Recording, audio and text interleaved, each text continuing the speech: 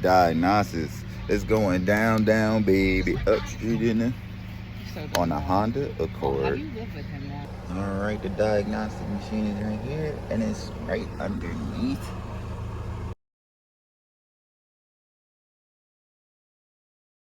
Alright, guys, let's take it from the top. Now, my roommate's Honda Accord hit him with a check engine light. So we're about to translate what the car is trying to say because right now it's speaking in hieroglyphics. Step 1, run a diagnostics. Plug MP6933 into OBD port under dash. Ignition off first. So make sure the car is off. Rule 1. When the ignition is off, we plug in. This scanner gets power from the OBD port. Very important. Plug it in, then turn the key to on. Okay. Ignition off.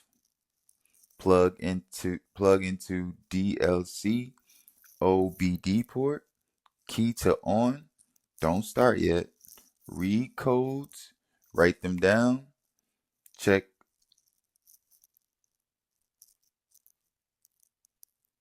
to see what it says. Now step 2, you have to explain the code. So the code that we got today was code P0339, means the EMC is getting an intermittent crankshaft position sensor signal. Translation, the engine computer is like, yo, I can't consistently track the crank position. And when the computer can't track that, the car can hard start, stall, or run weird. I apologize, guys. I'm a little under the weather today. Step 3, quick checklist. Before we start throwing parts at it like it's a loot box, we're going to do smart checks. A, battery and charger check. If battery is weak, voltage dips can cause sensor signal glitches. Check terminals, tight plus clean. If you have a multimeter, engine off, 12.4, 12.7V, running, 13.8, 14.5V. If it's low, fix it first. Alright, intermittent means it might be a loose connector, rubbed wire, oil contamination, or corrosion. Do this. Find CKP sensor connector, inspect for frame wiring, cracked insulation, oil soaked conductor, broken clip, loose plug. Wiggle test. With engine idling, generally wiggles harmless, careful of moving belt fan. If wiggle makes it stable or stalls, equaling wire slash connector is prime suspect.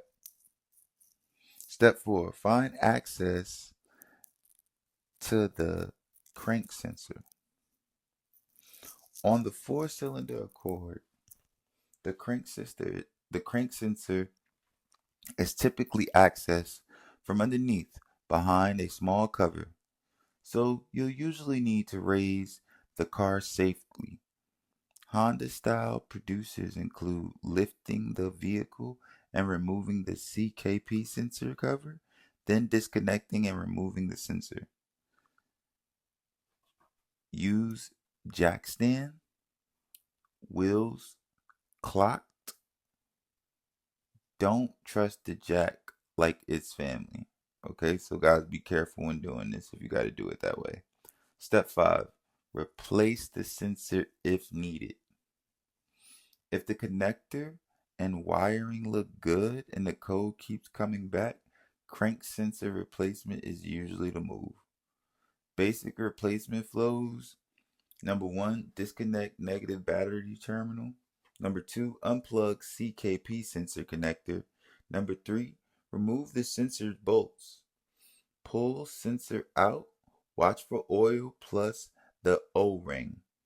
Step 5, install new sensor with O-ring seated correctly. Reconnect, reassemble cover. The service produced. Alright. We're going to be at step 6 now. Clear code plus verify. Alright. Now we clear the code, but clearing isn't fixing. Clearing is just deleting the receipt. The MP69033 notes erasing codes also wipes freeze frames, and the code can return if the fault still exists. After replacement, CKP pattern, learn important. Okay? Honda produces commonly called for a CKP pattern learn after crank sensors work.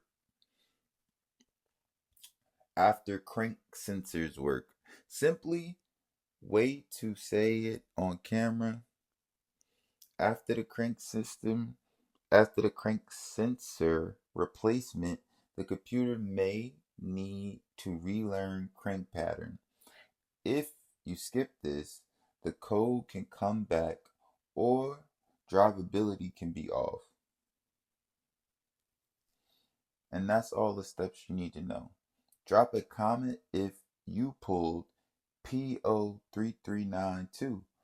Tell me your symptoms, and if this saves you money, subscribe, because we're building DIY fleet one fix at a time. This has been your boy Lou Blue. Like, share, subscribe. Peace.